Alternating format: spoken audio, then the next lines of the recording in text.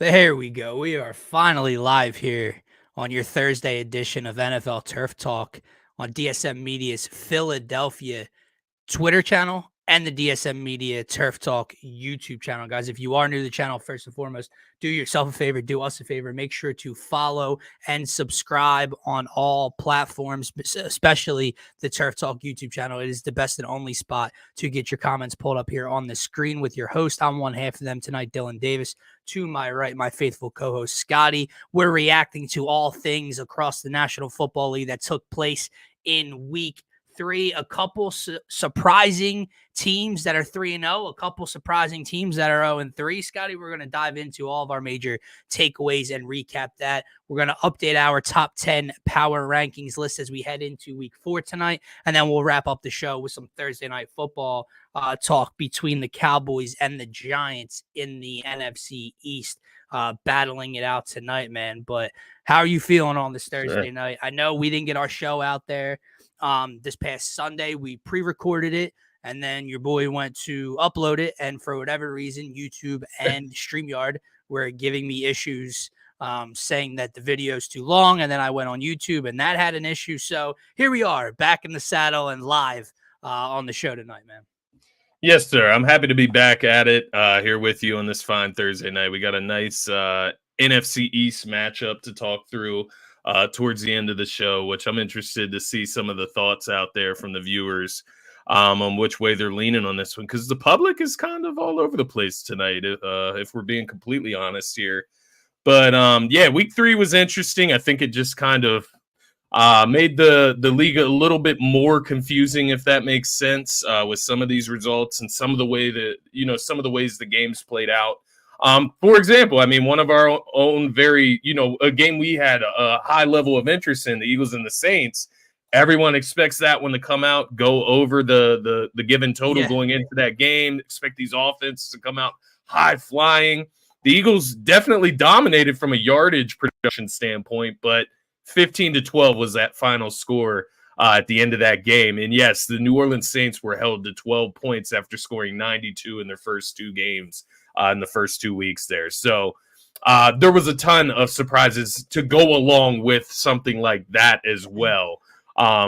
We are one of our locks from last week. We didn't really get the locks out there, but the Texans and the Vikings, we're obviously going to talk through that. What the fuck are the Vikings, the Minnesota Vikings? What are they? What is Sam Darnold?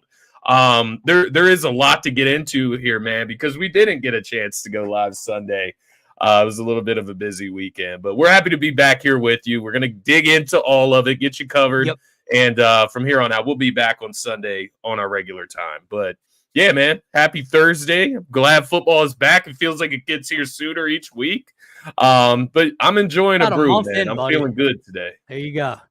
About a month in. Let's start with those Minnesota Vikings, because there are a handful of undefeated teams around the National Football League, and they are one of them. And there's 2 others I'd say that you can kind of group in there of classifying them as a surprise or a shock. And that is the Pittsburgh Steelers and that is the Seattle Seahawks. But when you look at both of those respective teams, the schedule and injuries to their opponents, right? Like the Seahawks get a Tua-less Miami Dolphins team this past week. Yeah. The Steelers have played the Broncos and the Chargers in back-to-back weeks.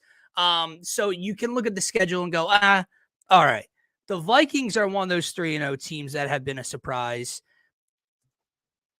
But they're beating on teams that we had inside of our top 3 to 5 of our power rankings. Team, right? They're beating up on teams that are in Super Bowl talk contention. They start things out week 2. We obviously got that one wrong as one of our picks.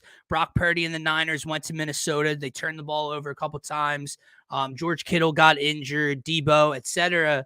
And the Vikings win this game outright by 6, man, as 5-point underdogs. And then the Texans, led by C.J. Stroud and D'Amico Ryans, come to town. Like you said, this was our lock of the week. This was especially mine. I was all over the Texans money line, the Texans minus 1.5 to 2.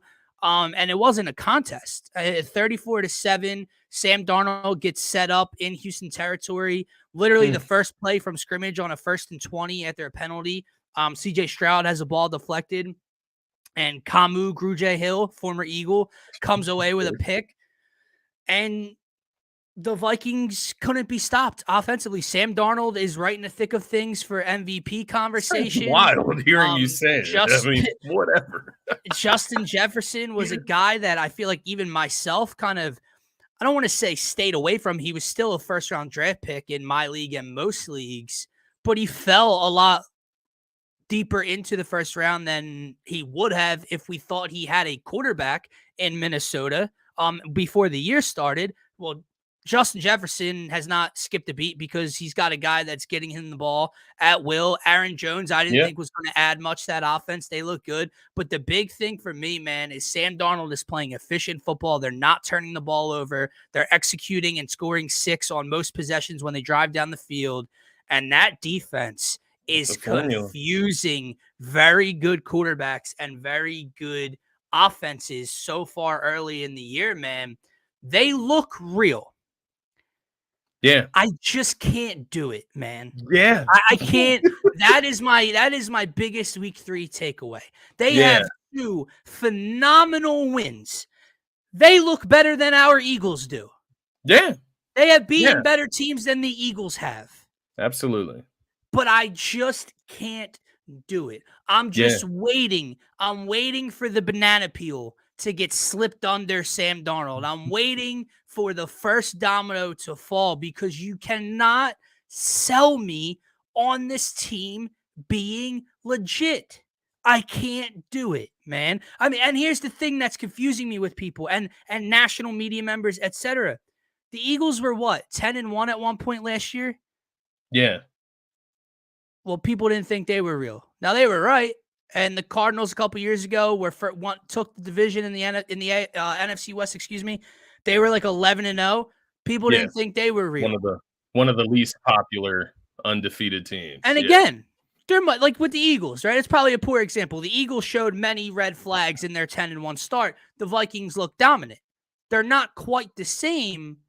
But how are you going to look at a team with A.J. Brown and Devontae Smith and Jalen Hurts, a team that just went to the Super Bowl, start the next year 10-1, people say they're not real. You're going to look at a team with Kyler Murray at the helm, 11-0, say they're not real. But now all of a sudden, Sam Darnold and Aaron Jones have the Vikings 3-0, and they're going to be contending for an NFC title. I am still weeks away from believing in the Minnesota Vikings.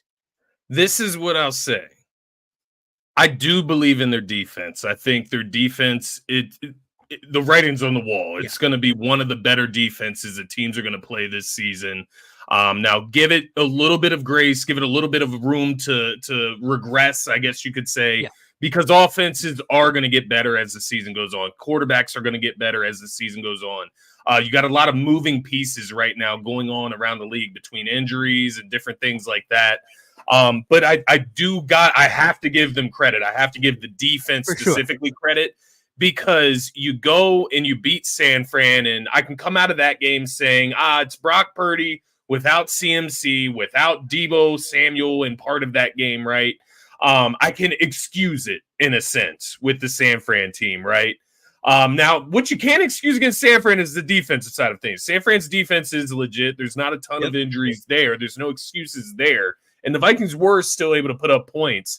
So I guess that kind of counters my argument because what I'm about to tell you is I do not believe in their offense. I do not believe in Sam Darnold continuing this trend of turnover-free football, clean, efficient football. He just hasn't been able to do it in his career. So until he does it for a long-standing period of time, I'm just not going to be able to buy in and believe that, man. But their defense coming out of that Texans game, now, mind you, the Texans too, right? Like, how we didn't talk anything about the Texans in this situation yet.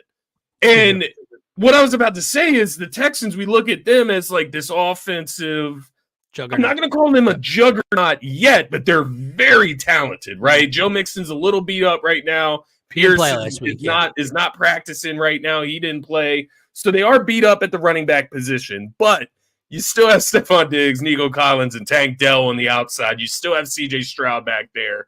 And let's be honest, what were they working with at running back last season when they were having success? So it's not that is even like this big part of the equation, in my opinion. And the Vikings strapped that shit down. You talked about confusion. CJ Stroud looked like a rookie quarterback out there. And that is what impressed me the most about the Vikings is what they've been able to do the first 3 weeks on the defensive side of things. But I'm with you on the offensive side of things. I don't know how long it will take for me to believe it. Are we Vikings haters?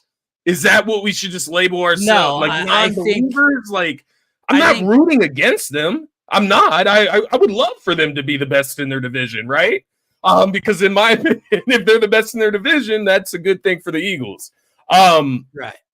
But is it fair? I feel like a hater. Is it fair to say they might just be like a step above last year's Tampa Bay Buccaneers team? The Baker Mayfield resurgence, new system, Justin Jefferson compared to Mike Evans. Yeah. Like just the way they played football. They were a defensive team. Baker took care of the ball, had a career year, revived his career, got paid for it. Sam Darnold, new system is taking advantage. I have two things why I'm not believing in the Vikings just yet. It's way too early. Like it basically, and they're playing better teams. Like I said, that taking down the Niners and then the Texans, and especially in the fashion they did, that's nothing to just joke around about. However, like, dude, after week 2, people were sitting here saying that the New Orleans Saints are the best team in the NFC. And then the very next week, they scored 12 points and couldn't run the ball against the Eagles, who struggled stopping the run in the first place. So the Vikings are what? One more step ahead of where the Saints were ahead. So it's like, they've beaten much better competition than the Saints did the first 2 weeks. They do look more legit, but it's too early. And I'm not going back on my preseason predictions in week 3. I had this team finishing 3rd or 4th in their division. I think 4th. I think I had the Bears. I will tell you I was wrong about the Bears. That does not make me wrong about the Vikings just yet. Yeah. No, so I agree. I'm not just going to sit here and tell you the Minnesota Vikings are going to compete with the Lions and the Packers for the NFC North title. I think the big thing there as well, when you talk about those two specific teams in division with them, those teams haven't necessarily dropped, this amount of games to where they're like so behind the Vikings right now. Green Bay plays the Vikings this upcoming week. If they win that game, which, mind you, Green Bay has looked fucking great with Malik Willis. I don't know what's going on there either. But he's looked phenomenal, obviously, against the Titans this past weekend. But they play Green Bay this weekend. Green Bay wins that game. All of a sudden, they're tied for the top of the division again. So it's not that this is so far widespread. They could come back down to earth at any time. If Jordan Love plays, can I give you my lock of the week? It's the Packers. You going against the Vikings 3 weeks in a row? Well, maybe I think it was me that was on the 49ers the week before, and then you were on the Texans this week, and I kind of rode along for that. I'm going to ride that horse till it can't go anymore. We both have gone against them the last 2 weeks and came away with L's. Maybe we come together this upcoming weekend, and we come together with the Packers. If Jordan Love plays. I know Malik Willis. If Jordan Love. They've won 2 games. I do not think they'll win if Malik Willis. But why can Sam Darnold win the game, but Malik Willis can't win the game with the Packers? Like, both defenses are playing phenomenal right now, and both running games are really going at it. So, like, I do feel you. Don't get me wrong. I think Sam Darnold's a little more proven than Malik Willis, even, to your point. But when you look at it from, like, a quarterback matchup, what would be so outlandish of Malik Willis beating out, Sam Darnold in a matchup here? But I feel you. Confidence standpoint, it would come from Jordan Love starting. I do feel you there. I'll put it this way. Malik Willis played well against Tennessee. Malik Willis was not good against the Colts. They beat the Colts very handedly, but Malik Willis threw for like under 100 yards. And that's what I'm saying, though, with defense. And what are the Vikings doing? Because Sam Darnold didn't throw for over 200 yards in this game. Like, he threw for under 200 yards. He threw 4 touchdowns. He was perfect there. But it's, you know what I mean? Like, I give or take there with Malik Willis, Sam Darnold. I don't know. But we're going to find out about the Vikings next 3 weeks because they got the Packers, who, once again, if you beat the Packers, even with Malik Willis, that is a good W based on the way the Packers have been playing. You got the Jets after that in Minnesota. So you got Aaron Rodgers. Then you got Detroit back in Minnesota as well after that. So they got a hell of a schedule coming up. 3-3 sounds good. 3-3 sounds good. Yeah, exactly. We'll see. Because then we'll be backtracking a whole lot if they come out and win their next one or even two, right? Well, the next one won't be the big one. The Jets will really be the big one, especially if Jordan Love is out for Green Bay. But division rivals. Enough on the Vikings. So they deserved a little bit of time. They're 3-0. We gave them 15 minutes, man. Let's move on here, dog. No, I agree. I was just going to say that to you. That's enough of the Sam Darnold talk here on Turf Talk. But I do want to look around the league and go back to this past week, man. And we started off talking about some of these 3-0 teams.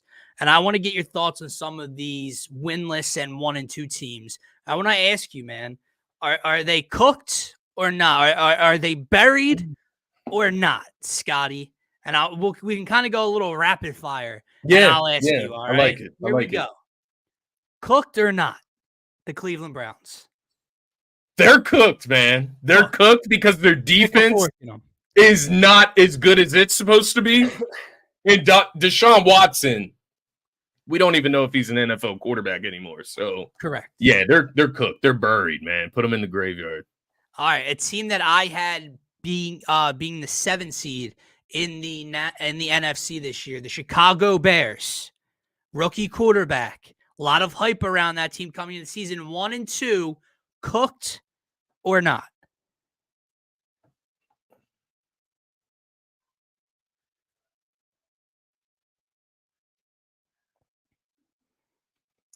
Man, it's tough because they're not cooked from a standpoint of like potential and like maybe looking better down the line, but they may be cooked in division, if that makes sense. How do you feel about it? I'm curious, man.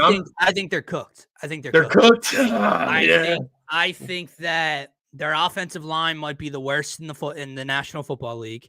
Yeah. I think that DeAndre Swift, even though we loved him last year, and obviously if I'm going to put the offensive line down, how am I just going to put it all on DeAndre Swift? I think DeAndre Swift's getting away with a little bit of robbery. I think he's stealing some money from Chicago because he has not done a goddamn thing in 3 weeks there. Yeah, I might be wrong. And I think that the head coach and the offensive coordinator are doing nothing to protect their golden ticket. I agree. He threw the ball over 50 times. 52 times last week. That's not counting rushes that he dropped back on and had a scramble for.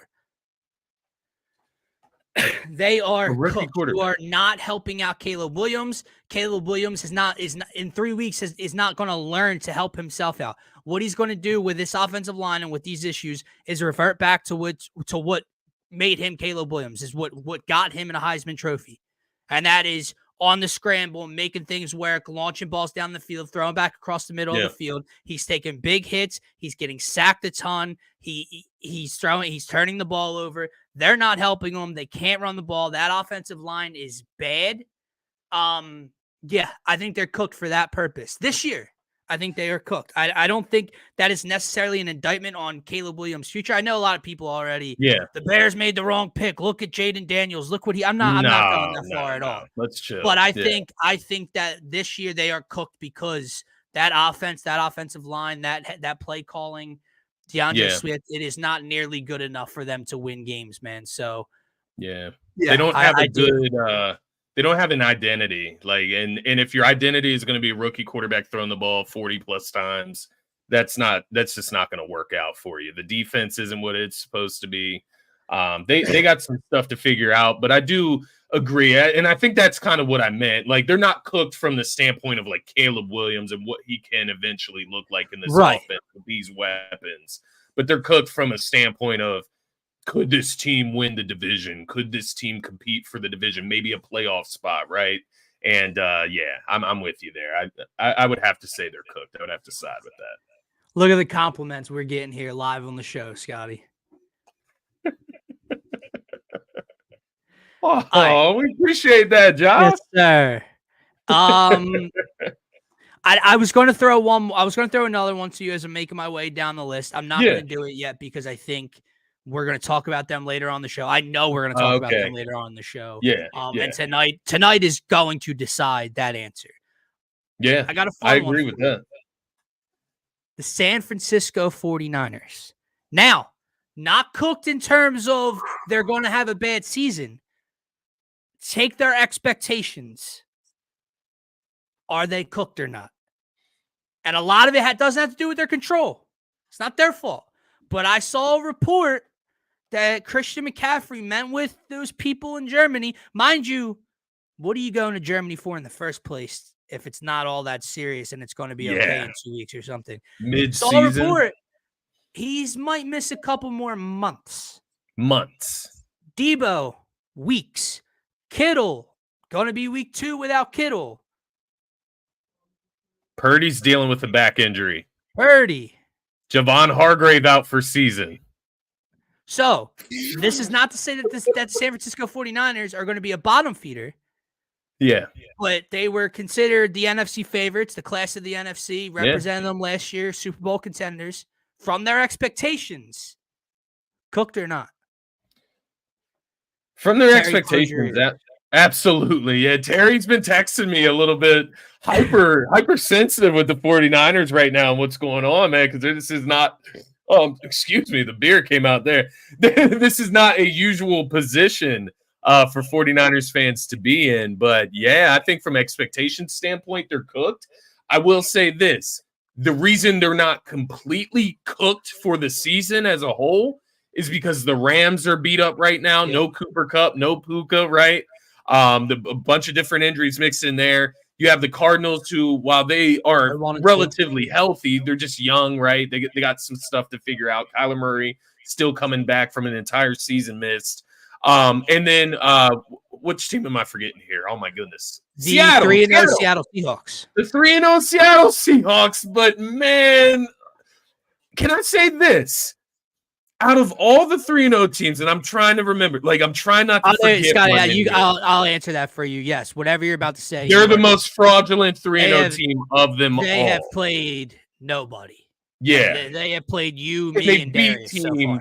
Miami was a good W, I guess. No Tua. It's really not, man. It's really not. Because Geno still threw 2 interceptions in that game anyways, even though they blew the Dolphins out. And then the week before they beat the Patriots by 3. So, that's probably the most fraudulent 3-0 team that I see right now. And the week before was Bo Nix's first start in the NFL. Yeah. So do I think the 49ers are completely cooked? No, they could still mess around and win their division. But that W for the Rams was huge on Sunday. Yeah, man. First of all, that was awesome. Anyway, absolutely. Let's continue the segment with 2 more teams. Both played Monday night. And again, I want to change the parameters of cooked or not. We started with this season. Now we went to the Niners and we went because of expectations. Now I don't want to talk just about the season because I think everyone would suggest, yes, they're cooked this season. The numbers back that up. However, are their futures cooked?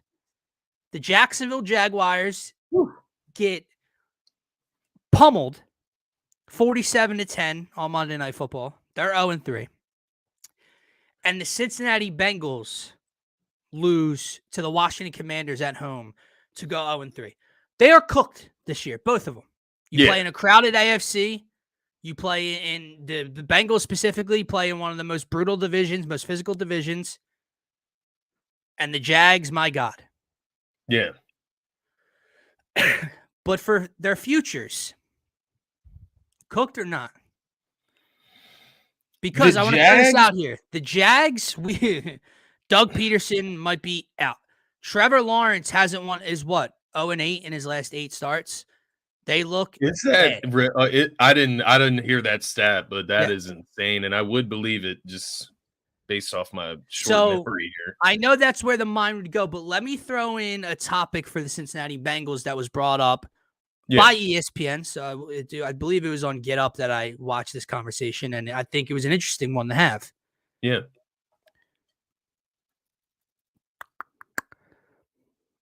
Do you pull the trigger on a trade for one of those 2 receivers? And here's why. You're 0-3. Not just yet, but like whatever. You're 0-3. You're not making the playoffs. Let's say you're 2-5, whatever. You've had issues signing both of them. They're both free agents at the end of the year. What's the likelihood that you're bringing both back? Right. That's not going to happen. So do you try to get the most for them? And like relatively soon, not like end of year, week 16. Well, whenever. Well, actually, the trade deadline's over, but like at the trade deadline, you know what I mean? Like mid-season. Yeah. Correct. But then the issue becomes you can't fuck yourself either because you make that decision. Let's say you go and trade T. Higgins because you don't want to trade Jamar Chase. But what if you can't reach a deal with Jamar Chase either at the end of the year and he walks? Yeah. Now you traded T. Higgins and you have no Jamar Chase. Yeah. I don't know, man.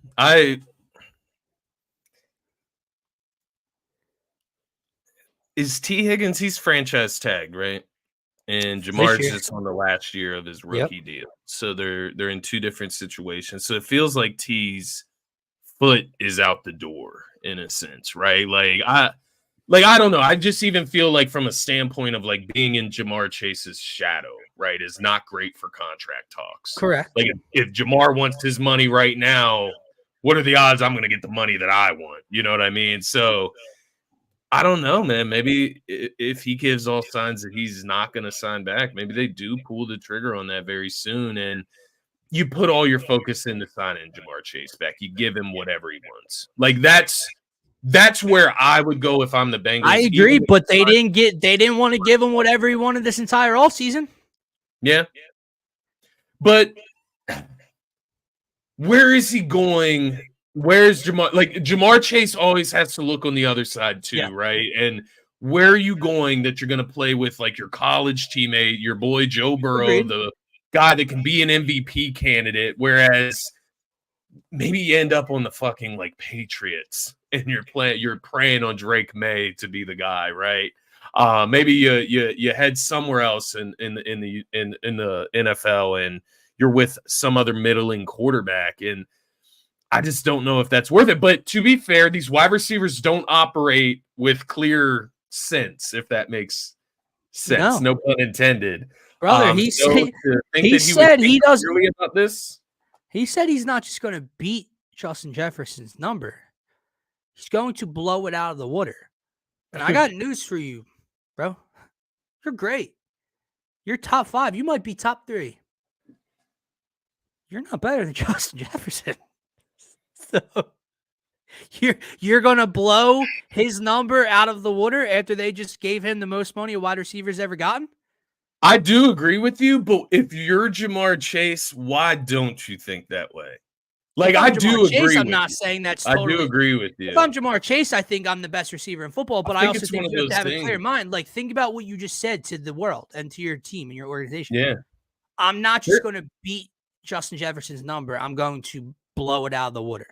And what fucking well is that reasonable or happening? If that's what he wants, then they're just going to have to do it, I think. Like, it could become one of these things, you know, like a Le'Veon Bell situation where like Jamar Chase is like on the fritz of being in the league. I don't know.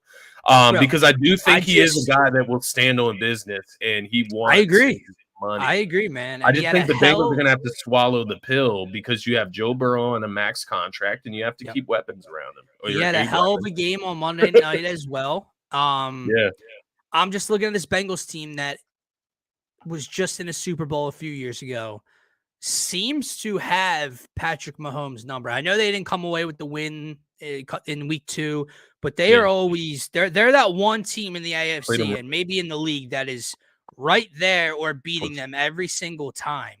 And you're going to be losing one of the receivers. You lost Joe Mixon. You lost Tyler Boyd. You have the worst pass defense in the National Football League. You have the worst defense in your division overall. You don't have a very good offensive line. Joe Burrow has a wrist issue that seemingly, I know he played great on Monday night, but that's going to play a factor throughout the year. I mean, if I'm a Bengals fan, dude, I am borderline depressed. I mean, yeah, they're 0-3, man. I mean, Our that is season's over. depressing. The season That's is over. Like, the depressing. numbers do not lie. Teams that go 0-3, that's why it was so In important. that division? Right. Yeah. That's why it was so important for the Falcons to get that drive against the Eagles. That's why it was so important for the Ravens to beat the Yeah. Cowboys. Like, you go 0-3, I think the numbers drop to like 20% or less of your chance of making the postseason. So, yeah, Yeah. big deal. But the Bengals, sure. The Jags, though. I think the Go- Jags are cooked even more, and the reason I feel this way is because I just don't think I believe in Trevor Lawrence anymore, man. I And I know. was a big T-Law fan when he was coming out of Me too. Clemson, man. I liked him in college. I liked his game. I loved that he looked like a mobile quarterback, a dual threat in college, right? And I'm just looking at these numbers, like 21 for 38 for 178 yards, 4.7 yards per complete. Yeah, dude. I mean, and this isn't the first game where we've had these like puzzling numbers or just this inefficient offense. And yes, you can give some of the blame to Doug Peterson, Sure. right? He's bringing Press Taylor in, blah, blah, blah. But my problem is that I haven't even seen signs of like franchise quarterback. I can't think back to a moment that Lawrence has had that says, this guy, he has it if they can figure it out around him. Justin Herbert has more of a, like, I've seen Justin Herbert have And you know moments. what's funny? Ironically enough, the last moment I can think of for Trevor Lawrence came against Justin Herbert when the Really? Jags came back. That's so ironic. It's the playoff game that they came back like down like 27-0 at halftime or whatever. Do you remember that? I would like love to see his numbers in that 2, game, 3 though, years man. ago. Trevor Lawrence's numbers in that game. I gotta see it. Let me see if I can find it for you. Give me game log. All right. 2024. All right. Postseason. No, so it wasn't in 20. I got it. No, this was like 2 years ago. So Trevor Lawrence was 28 of 47, 288, 4 touchdowns. Okay. Four interceptions. You might want to hold 4 on. interceptions. Damn, man! Like you had me at 4 touchdowns, and then the interceptions. Well, he was just throwing the ball an awful lot, wasn't he? You were like, yeah. okay, 4 I guess touchdowns. that I'm like, could have no, been a hold on. moment. You might want to hold on to that, okay, brother, because yeah, It could have been a when they moment. came back in that second half because I actually had the Jaguars money line in that game. I remember, yeah, I do remember that now that you say that because we were texting about it. But yeah, man, I think both of those teams are cooked, the Bengals and the Jags. But to your point, there is an argument to be had about who's cooked more going forward. Yeah. I love Joe Burrow compared to Trevor Lawrence, but Burrow does come with that wrist injury. And I know people, you look at what happened last week and it looks like everything's gravy, but all it takes is the one wrong hit on the wrist, on the hand, whatever. And all of a sudden he can't grip a football again, right? And that's the stuff I don't like. Nerve damage, muscle memory damage, stuff like that. Never sounds good, especially in your throwing hands. So, yeah, the Bengals could be cooked even further than what we know and believe right now. That's for sure. But I do think the Jags, it's only a matter of time before Doug Peterson is fired. And I think that's where we're at with Trevor Lawrence now is, all right, let's see him with a different coach. Let's see. Yeah, because the coach is always going to go first. Then they just Yeah. paid Trevor Lawrence. He's a top 5 to 7 paid quarterback in the National Football League and in history. So I do agree with you, man. You want to get into some power rankings as we head into week 4? Yeah, let's do it, man. Let's get into some power rankings, man. Mine have changed quite a bit. That's what a fluid list can do for you. That's what some surprising 3-0 teams can do for you. And that's what some disappointing 1-2 and 0-3 teams can do for you. So let's start right at the tippy top. The defending back-to-back champs that came into the year at number 1 are still number 1 for me. That is the Kansas City Chiefs. They had not looked the best. They have actually kind of struggled. That you could say they've been bailed out at times. Patrick Mahomes turning the ball over every week. They haven't lost, defending champs, and you can make the argument that they're going to look much, much better. That Travis Kelce's going to get involved, etc. Excuse me, God. Chiefs at number 1. Coming in at number 2, your MVP of the season so far. The Buffalo Bills are number 2. He looks phenomenal. They look phenomenal. You and I were both all over the Bills on Thursday night. When did they play? What am I thinking of? No, Monday Night Football. The Jags, Monday Night Football. Yeah, we were both all over 47-10. And they come away with a humongous win. He looks great with no Stephon Diggs. At number 3, I do have our Philadelphia Eagles. Wins matter, man. No matter how ugly, no matter the issues we have internally, we can bitch about our head coach. We can bitch about turnovers. You get as beat up and depleted as they are, and you win that ball game against a 2-0 team on the road in a dome. That's a good win. They're number 3. Number 4, the Detroit Lions. Number 5, the Houston Texans. 3, 4, 5 have been all in kind of the same order ever since week 1 for me. Can I give you my 5 after? Yes. Go ahead. I would finish what you were saying. My bad. No. Also, all I was just going to finish that up with.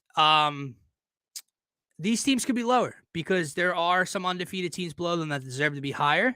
Yeah. But at the end of the day, I'm going to stick with my theory that regardless of records early on in the year, really 3-0, 2-1. Yeah. And which team do I think is a Super Bowl contender? Which team don't think even will make the playoffs? Yeah. Who am I going to have higher in the top 10? So that's my top 5. I'm sticking with the teams that I think are in Super Bowl contention so far. Yeah, I think that's a great point because early on in the season, I think we need to stick to our beliefs. Like, we shouldn't be so shallow in our beliefs to start a season that we have these surprise 3-0 teams in like top 5 positions. I think last week was a little different with the 2-0 teams because you did have some teams that were in the playoffs last year that are also 2-0, so it looks a little bit different. But the reason I wanted to give you my 5 right after you gave your top 5 is because I have the exact same top 5 in the exact same order. So I wanted to get it out there, man. We have the exact same top 5. We did not conspire before the show to come up with this top 5, but it's the exact same order. We have not had the same top 5 the first 3 weeks. Yeah, exactly, man. Because the Bills moved up from number 3 to number 2. We agree Kansas City until they're knocked off, and even then has to be in pretty good fashion to knock them off the tippy top here. And the Eagles, man, the reason that they moved back up my rankings into the top 3, the defense. Shutting down that New Orleans. We can say whatever we want about Derek Carr. Me and you were not believers coming into this season. But people said 92 points in 2 weeks is 92 points, dog. They came out with 12 points in that game. The Eagles defense showed up. And I have faith that the Eagles offense can and will look better, especially when they get guys like AJ, Smitty, Lane back, right? So I'm still very, very fond of the Eagles. And then the Detroit Lions, I thought, took care of business. That's all you had to do, and that's all they did was take care of business against the Cardinals. The Houston Texans, that was the one question mark in my top 5. It was the one I went back and forth on so much. Who'd they lose to? That's the problem. Head-to-head, there we go. 3-0 Vikings. One issue. But coming in at are number the 6, Texans that bad? You know, number 6, I do have the Minnesota Vikings. Fair enough. You're going to ask me, Dylan, the Vikings are 3-0. The Texans are 2-1. Dylan, the Vikings just beat the shit out of the Texans. Yeah. I know. But who do I think is a better football team? And who do I think, if they meet again, would win the football game? Yeah. Who do I think, if they met in the playoffs, if they happen to meet in a Super Bowl, who do I think would win the football game? The Houston Texans. Now, if the Houston Texans lost that game in that fashion to the Vikings and they were 1-2 and the Vikings were 3-0, well, no, the Houston Texans wouldn't be above the Minnesota Vikings. But I said to you a couple minutes ago, people love to just look at that egg. People love to look at that 0. 3-0, 2-1. Come on, man. Come on. We're going to act like this is such a drastic change, right? Like, put it this way. If the Vikings lose this weekend to the Packers in Lambeau, they have the same record, and the Packers haven't had Jordan Love the last 2 weeks. Yeah.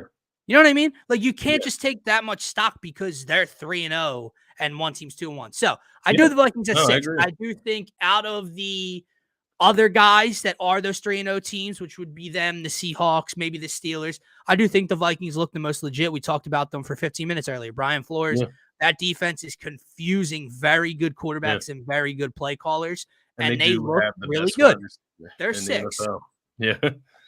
Back inside my top 10 at number 7, the New York Jets. Now, I like it. I think the Jets are a better team than the Minnesota Vikings. So, Dylan, why aren't they ahead just like the Texans are? Well, the Jets were outside of my top 10 the last 2 weeks. Yeah. So I can't just take a team that was 11 or 12 and jump them ahead of a 3-0 team that's beating good teams. So no, I won't do that.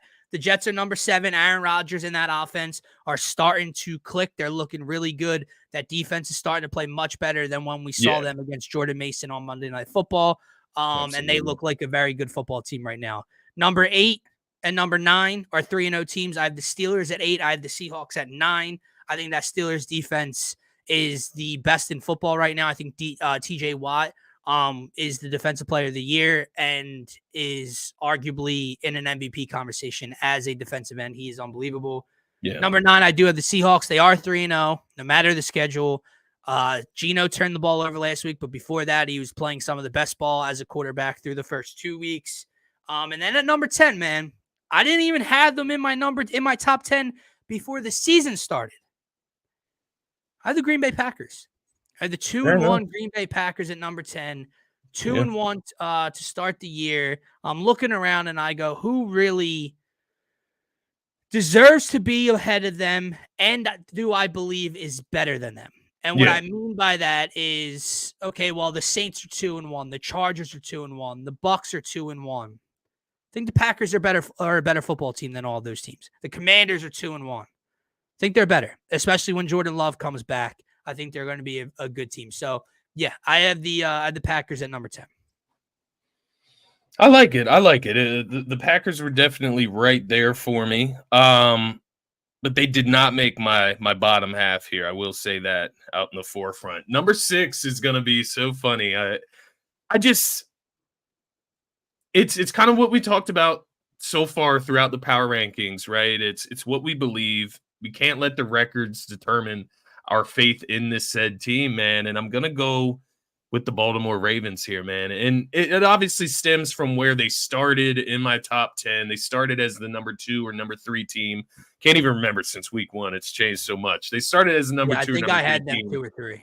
behind the Kansas City Chiefs. I didn't take too many points off for losing to the Chiefs, right? The team right ahead of them.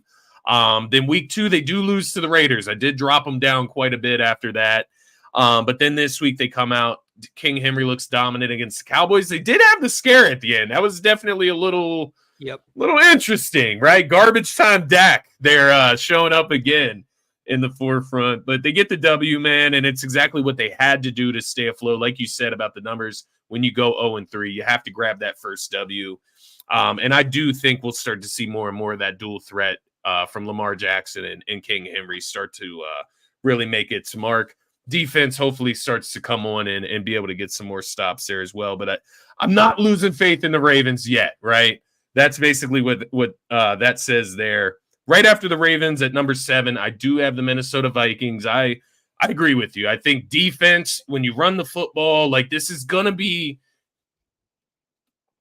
not a team that is a Super Bowl contender, but it is a team that is going to annoy you week in and week out. And it's going to be a difficult matchup for just about anyone, given the way that they play, the style that they play with.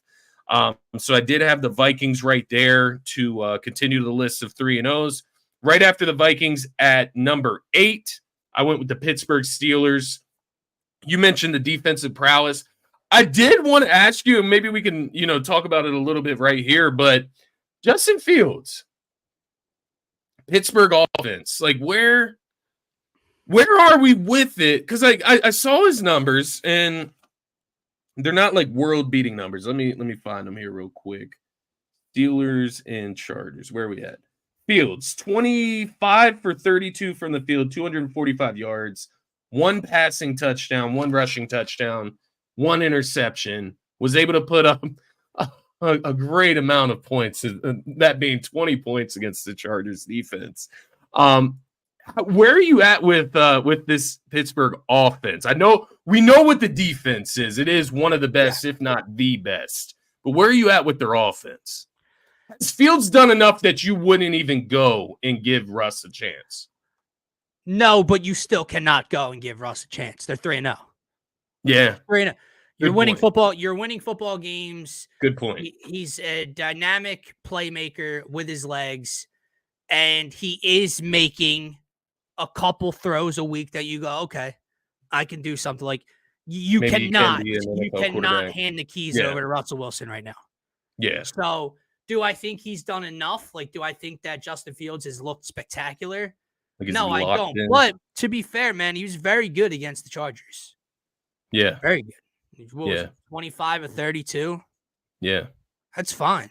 It's fine. Yeah. I know he turned the ball over, but if he can if he can protect the ball and use his legs and they can run the ball with that dual threat. defense, they'll continue to win games. The Pittsburgh Steelers are the most boring team to watch in the National Football League. Yeah. They are. Yeah. But it's going to win them 9+ games. Yeah. Their defense is just that good. So, yes, do I think their offense looks good? Do I think Justin Fields has really taken the job and like threw away the keys for Russ to come back through the door? No. Right. But you cannot under any circumstances give Russ the keys right now. Yeah. Let me ask you it this way. Has Justin Fields shown more in these 3 games with Pittsburgh than what he has shown in Chicago at all? Would you go that far? Yes, because I think less is more with him. Yeah. I think he's having to do less. I don't think they don't need him to be dynamic. They don't need him to chuck the ball 50 yards down the field off of a scramble and create because their offense can't do anything. They can run the ball a bit. They have a guy in George Pickens. They have a good offensive line, and that defense is the best in football. So I think less is more when it comes to Justin Fields if he protects the ball. I think Justin Fields can be one of the more dynamic game managers this game could see. Because when you think of a game manager, you think of who? It's fair. Alex Smith. You think of Jimmy Garoppolo. Hell, I think that's the thought that came to mind with this point of Russell Wilson at this point of his career. Yeah. But Justin Fields, if he can protect the ball and not take as many risks, but then have the ability to bust open a 25-yard run, I think that's a formula Pittsburgh can continue to use for wins. Yeah, I do agree. And that's why they are in the top 10 here, man, with the power rankings. They come in at number 8 for me. Number 9, I went with the New York Jets. I know you included them in your top 10. I had 2 as well. I thought Aaron Rodgers looked brilliant on, what was that, Thursday Night Football against the Patriots. Looked very, very back to his old self, getting the ball out quick, getting it to a bunch of different guys. Lazard, Wilson get in the end zone in this one. And they got a dual threat in the backfield as well, man, with Braylon Allen and Breece Hall. So you're taking a little bit of stress off of Breece Hall's body throughout the regular season. And, of course, the defense. I think the defense will continue to look better and better as the season goes on. But I do like where the Jets are at, especially if Aaron Rodgers is playing that way. And then finally, number 10, I told you I didn't have Green Bay. I did have Green Bay as an honorable mention here. But I went with the New Orleans Saints, who took the L to the Philadelphia Eagles at home on Sunday. They were in my top 10 last week. Didn't want to drop them too far just because they lost by, 3 points to the Birds, who I have at number 3. I thought it was still a good showing for New Orleans, if that makes sense. It was a good showing. It was a close game. I get it. It's low scoring. It's not exactly what we expected when it comes to these 2 offenses, but when it comes to the 2 defenses, very opportunistic on New Orleans' part and just very sturdy on Philadelphia's part. So wanted to give a little bit of credit to New Orleans there at the number 10 spot. This week coming up is going to be very telling for them. Their future is going to be very telling for them. What caliber team really are they? You blow out the Panthers week 1, that's not a big deal. You blow out the Cowboys week 2, you opened our eyes. You come out week 3, you only scored 12 points, but defense looks decent against the Philadelphia Eagles. What is this team? We're going to find out. I just put it this way. I'm more sold on them than the Seattle Seahawks to this point. And that's kind of where I'm at. But Seattle, honorable mention, Green Bay, honorable mention, and the Washington Commanders, man. They're interesting now. Yeah. Jaden Jaden Daniels is Daniels, interesting. he is so much more pro ready than I could have imagined. Yeah. Yeah. Um, 21 for I 23 the other night. Yeah. Yeah. In 2 his first incomplete. primetime game, bro. And that drop in the bucket to ice the game to Terry was the throw of the year so far in the National Football League. It was perfect. There's nowhere else to put it. So he looks really good. The Commanders do look good, man. That's a team that I think when we were going through our Eagles predictions before the year, that I know even with guys like Sam Howell, they've given us kind of fits in the past, but I still said, nah, they should beat the Commanders twice, and maybe they will. But those games become much more interesting when they have a guy like Jaden Daniels under center for you. So I do agree. And this next game we're about to talk about, maybe the Commanders finish second in this division. Tonight will be very telling. Let's get into this one. I see for some reason, very odd. I cannot see Phil's post on my Mac, but I can see Phil's comment on the laptop. Really? So I can pull it up. Oh, you got it? I got it on the laptop, but on my Mac to my right, the big screen, it's not there. I don't know what StreamYard does and platforms do, but whatever. He's got the Giants plus 5.5. I hate that I'm about to say this. I am all over the Dallas Cowboys tonight. Now, I did alt it, to be fair. So, Phil, there's a nice little spot right in the middle at that 4-point, 5-point spot, that mark where we can both profit off of tonight's game. I do have the Cowboys minus 3.5 boosted. I have it as a no sweat. And I also have Cowboys minus 4 as something else too. So 4 would push that win. The other 2, 5 wins for everybody. It's a very small hole for us to both win. But I am all over the Cowboys, man. Let's start with the game first before I get into all my bets tonight for this one. As we talked about with cooked or not, this is a absolute must-win game for the Dallas Cowboys. Yeah. It is very difficult to say that a thing such as a must-win exists in week 4. But this is a must-win for the Dallas Cowboys. For 2 reasons. A, I don't know what the numbers are on teams starting 1 and 3 making the playoffs. And B, if they lose this game, it will not be because Daniel Jones and Malik Neighbors and the New York Giants look fantastic. It is going to be because all of the red flags and all the holes we're seeing from Dallas the last 2 weeks are continuing. Yeah. And that locker room will become even more unraveled. Michael Parsons on his podcast, Michael Parsons in interviews, CeeDee Lamb on the sideline, CeeDee Lamb in interviews, players' body language is just giving up on plays, not finishing tackles. They are dysfunctional right now. They cannot run the football. They cannot stop the run. That is a problem. We talked all offseason how they really didn't add to their skill positions outside of CeeDee Lamb. Well, they're not even really focusing on getting CeeDee Lamb involved. Man, what do you want to tell me? You want to tell me that defenses are just doing a great job and they're triple teaming them and throwing all these different looks? I promise you, for a guy that's top 5, top 6 considered in the league, got the money he got, he can get open and you can scheme him open and you can get the ball in his hands. And they seemingly have just not decided to do that. They can't stop the run. They can't run the ball. Their best playmaker and probably their best player has not gotten involved much. It's a must win. And if they lose, those same issues are going to be the reason why, which will tell me that they are officially buried for the season. On the other side of things, I do believe this is a total overreaction from Vegas, from the public, from everybody, that this line is sitting between 4.5 and 5.5 all day. It actually opened at 6 or 6.5. People are still betting the Cowboys, and yet the line's moving, which would tell you the sharp action is on the Giants. I don't get it. And you said something to me before the show. Maybe that week 1 loss, in hindsight now, seeing how the Vikings look, doesn't look that bad. I mean, if they're confusing C.J. Stroud and Brock Purdy, what do you think they're going to do to Daniel Jones, right? I can hear that out. And I know in week 2, Graham Gano gets hurt. If he's just available, they kick extra points and probably beat the Commanders. If that's the case, hey, they're 2-1 to start the year. After week 1, 99% of planet Earth was laughing at Daniel Jones and talking about how if it wasn't for Deshaun Watson and Bryce Young, he's the worst quarterback in the National Football League. He's the laughing stock. He's the punchline of everyone's jokes. And now all of a sudden, because what? Because Malik Neighbors is really good? Yeah, Malik Neighbors is fucking awesome. He's awesome. They're all of a sudden good enough to beat the Dallas Cowboys on Thursday Night Football.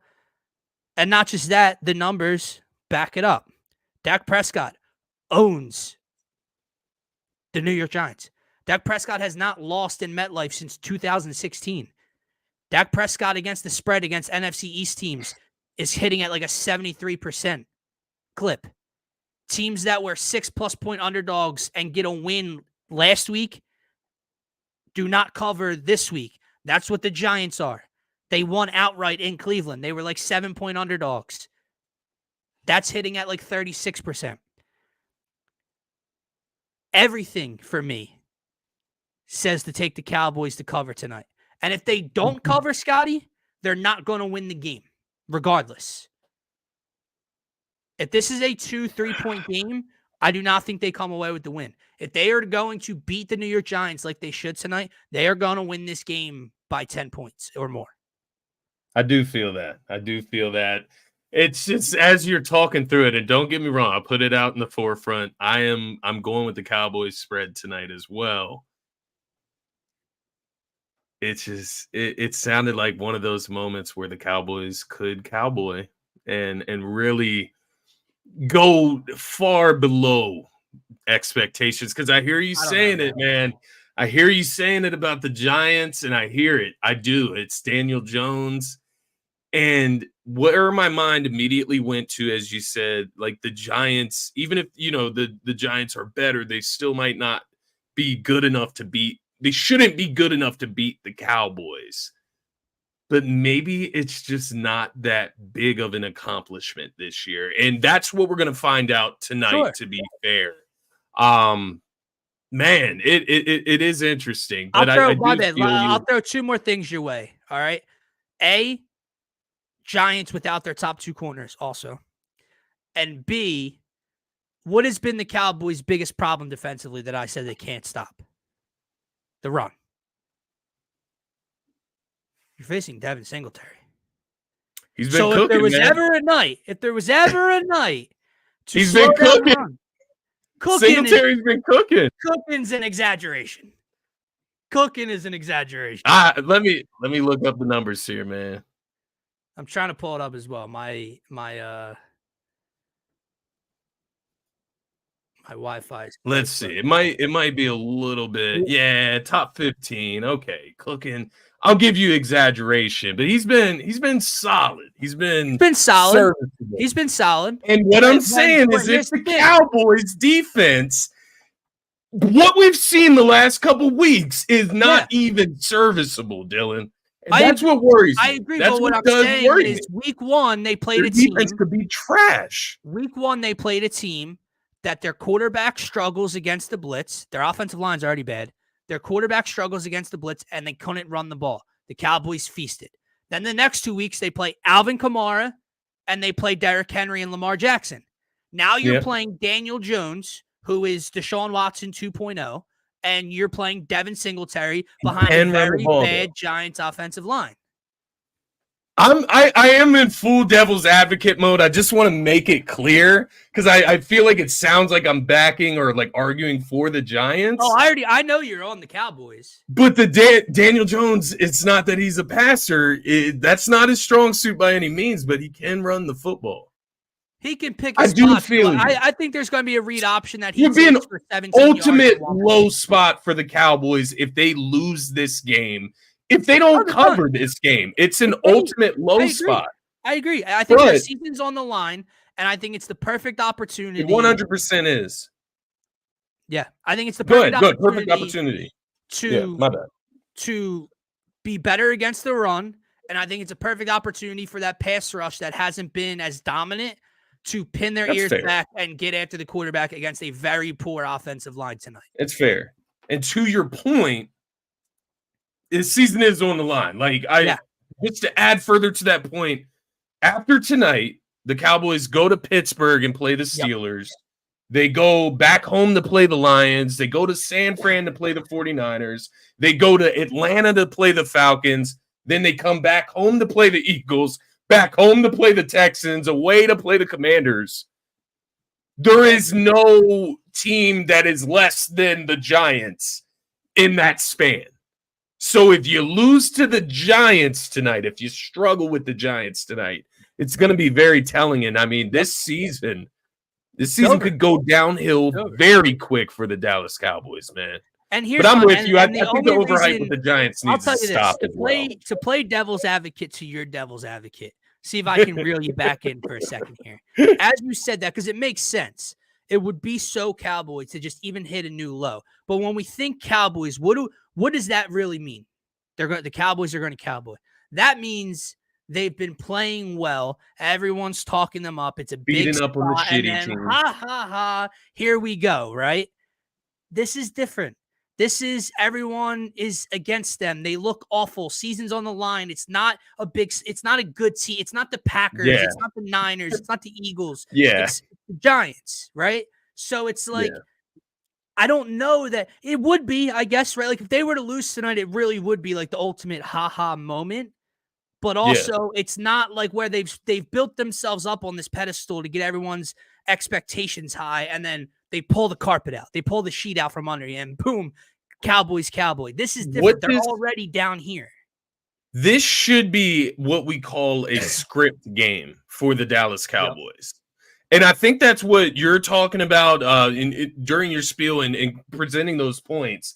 This should be a script game for the Dallas Cowboys, and it's exactly what I'm predicting as well. So I'm not disagreeing with you. My bets on the night, CD touchdown tonight, right? That's a script type of play. CD blows up last weekend on the New Orleans sideline, right? Or on the Dallas sideline against New Orleans. Yep. He blows up last weekend, so tonight they come out, they get him the ball. The Giants' corners are out, right?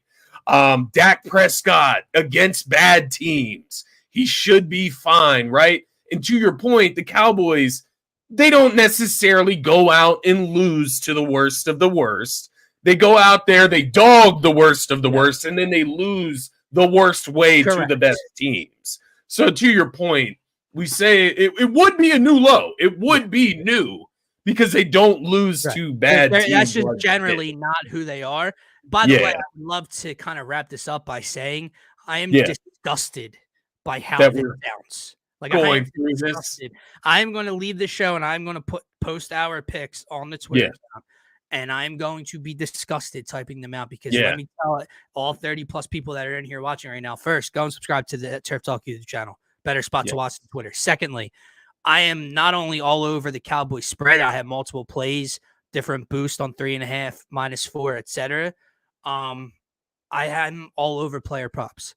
I have CD Lamb straight up for 80 plus yards. I have Dak Prescott for 250 plus passing yards.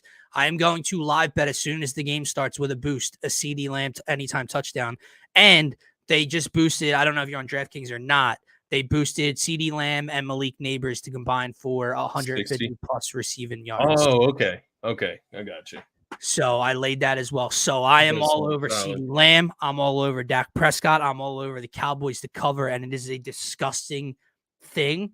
The only thing that's kind of saving me, and yes, I do hate them a bit more, probably a lot more than I hate the Giants.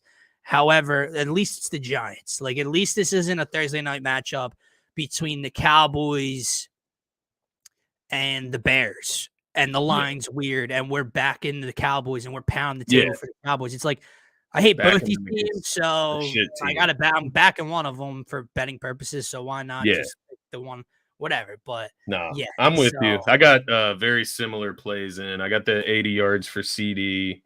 I got Cowboys spread alternate -4.5 with Dak over 200 passing yards. So that came out to plus 105. CD touchdown. And then the one outside of basically like outside of Cowboys' favor, I guess you would say, would be I do have the over in, Okay. which isn't a best bet of ours, but it is something that I did go ahead and lay tonight because I'd like to see some points. And I do think these teams can score on one another. While it could end up being like a game like 31-20, right? 31-18, something Yeah, like that. The total is at 44.5 the last time I looked. So I could see them, I can see them hitting that number. And if Daniel Jones and Malik Neighbors and Devin Singletary are everything that everybody's hyping them up to be, they should put up some points tonight. Let's see it then. I So agree, yeah, dude. I did go I with the agree. The total as line is well. But continuing to move. It's back up to 5.5 at -115. So that the changes four and a things from half our is plays. my favorite play Yeah, of the night. Four and a yeah. half is my favorite mark right there for sure. I Takes love a it, little man. bit of juice out of it, but it's That's worth it fine. if you can make some money. Yeah. Yep, that's fine. I agree. With that said, guys, that is going to wrap up this Thursday edition of Turf Talk. As always, if you don't know our schedule, we are live Sunday mornings breaking down that slate of games. Every Sunday between 10 and 11 a.m. We'll go live Yes, here on sir. the channel. We're also live every Thursday night breaking down what took place the previous week and talking about power rankings and the Thursday night football matchups we have on hand. So as my man Darius is saying in the comments, see how that has the Twitter, see how that has the YouTube Yeah. thing next to him, not Twitter. Yeah, guys, subscribe to the YouTube channel. We love you guys on Twitter. Hit that follow button. You can interact with us on there when we're not live, but YouTube is the best and only spot to get your comments and questions pulled up with us. We cannot Yes, see sir. most of them on the Twitter if they're coming in from Twitter through StreamYard. So do that. Let's go win some coin and let's head into the weekend on a positive note. We will talk to you guys on Sunday. Peace out.